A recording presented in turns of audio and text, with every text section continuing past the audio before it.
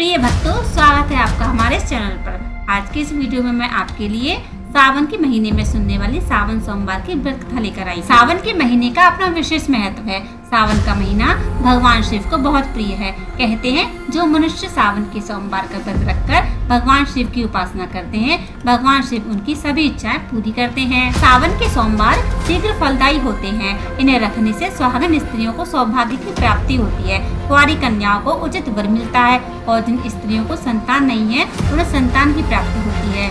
तो चलिए शुरू करते हैं सभी को मनवांछित फल देने वाली सावन के सोमवार की पौराणिक कथा। एक समय की बात है, किसी नगर में सोहनलाल नाम का एक साहूकार रहता था। उसके घर में धन धान की कोई कमी नहीं थी, लेकिन उसकी कोई संतान नहीं थी। इसी कारण वह बहुत दुखी रहता था। संतान की प्राप्ति के लिए वह प्रत्येक सोमवार का व्रत रखता था और पूरी श्रद्धा और भक्ति के साथ भगवान शिव के मंदिर में जाकर शिव जी और माँ पार्वती जी की पूजा किया करता था। उसकी इस अनन्य भक्ति को देखकर एक दिन माँ पार्वती उस पर प्रसन्न हो गई और भगवान शिव से उस साहूकार की मनोकामना पूरी करने का आग्रह करने लगी। पार्वती जी की ये इच्छा सुनकर भगवान शिव ने कहा, हे पार्वती, इस संसार में हर प्राणी को उसके कर्मों का फल मिलता है और जिसके भाग्य में जो होता है उसे वो भोगना ही पड़ता है। और इस साहूकार के पूर्ण कर्मों के फलस्वरूप इसके भाग्य में संतान का सुख नहीं है। लेकिन पार्वती जी ने साहूकार की भक्ति का मान रखने के लिए उसकी मनोकामना पूरी करने की इच्छा जताई। माता पार्वती के आग्रह करने पर शिव जी ने साहूकार को पुत्र प्राप्ति का वरदान तो दिया, लेकिन साथ ही यह भी कहा कि उसके पुत्र की आयु केवल 12 वर्ष तक ही होगी। तब माता पार्वती के बार बार आग्रह करने पर शिव जी ने साहूकार के सपने में जाकर उसे पुत्र प्राप्ति का वरदान दिया, लेकिन उसके पूर्व जन्म के कर्मों के फलस्वरूप उसे ये भी बताया कि उसका पुत्र अल्पायु होगा। अपने सपने में शिव जी के इस वरदान को सुनकर इस बात की ना तो उसे कोई खुशी हुई और ना ही कोई दुख, लेकिन उसकी भक्ति पर इस बात का कोई प्रभाव नहीं पड़ा और वो पहले की तरह ही शिव जी की पूजा करता रहा।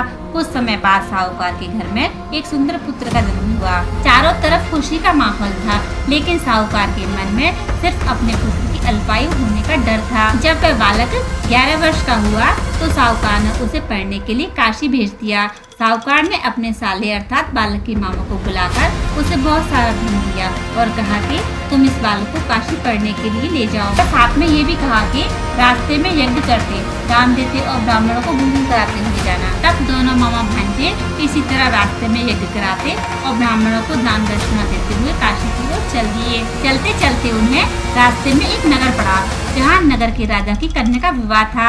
लेकिन जिस राजकुमार के साथ उसका विवाह होने वाला था वह एक आंख से काना था। लेकिन राजकुमार के पिता ने अपने पुत्र के काना होने की बात सबसे छुपाई और साथ ही एक कुटिल योजना भी बनाई।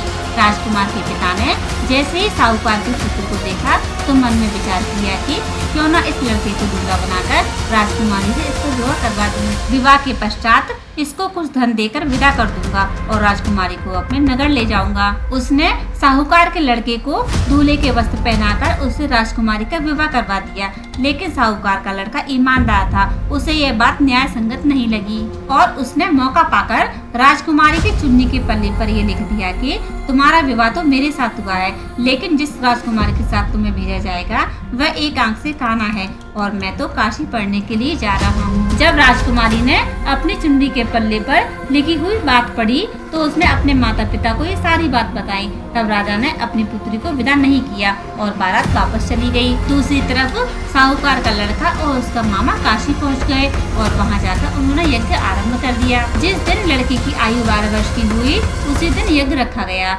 लड़के ने अपने मामा से कहा कि आज मेरी तबीयत कुछ ठीक नहीं है। तब मामा ने कहा कि तुम अंदर जाकर सो जाओ। शिव जी के वरदान के अनुसार कुछ ही देर में उस बालक के प्राण निकल गए। अपने भांजे को मरा हुआ देखकर मामा जोर जोर से रोने लगा। तभी संयोगवश उसी समय वहाँ से शिव जी और माता पार्वती जी जा रहे थे। पार्वती जी ने भगवान शिव से कहा कि हे स्वामी, मुझसे इस व्यक्ति के रोने के स्वर सहन नहीं हो रहे हैं, आप इस व्यक्ति के कष्टों को अवश्य दूर करें। तब शिव जी उस मरे हुए बालक के पास पहुँचे तो हमें बोले, यह तो उसी साहूकार का पुत्र है जिसे मैंने 12 वर्ष की आयु का वरदान दिया था। अब इसकी आयु पूरी हो चुकी है। लेकिन ममता से भरी माँ पार्वती ने शिव जी से कहा कि हे महादेव, आप इस बालक को और आयु देने की कृपा करें, वरना इसके माता पिता इसके वियोग में तड़प तड़प कर मर जाएंगे। माता पार्वती के बार बार आग्रह करने पर शिवजी ने उस लड़के को जीवित होने का वरदान दिया और महादेव की कृपा से साहूकार का लड़का जीवित हो गया।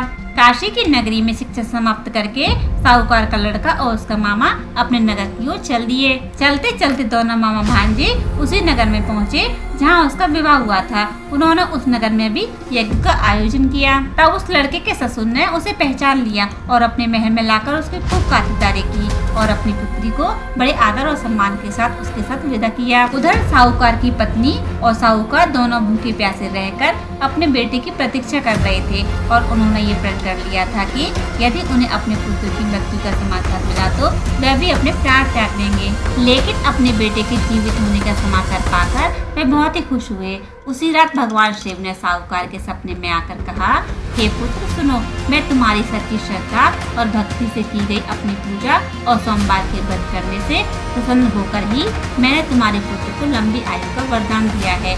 इस तरह साहूकार की पूरी श्रद्धा और भक्ति से की गई पूजा से प्रसन्न होकर भगवान शिव ने साहूकार के पुत्र को लंबी आयु का वरदान दिया और उसकी सभी मनोकामनाएं पूरी की। तो इस तरह यहीं पर संपन्न होती है सावन सोमवार की व्रत कथा। आशा करती हूँ कि आपको ये कथा अच्छी लगी होगी। अगर आपको अच्छी लगी हो तो वीडियो को लाइक और सब्सक्राइब करना ना भूलें। मिलते हैं अगली वीडियो में ऐसी ही धार्मिक कथा के साथ। राधे राधे दोस्तों।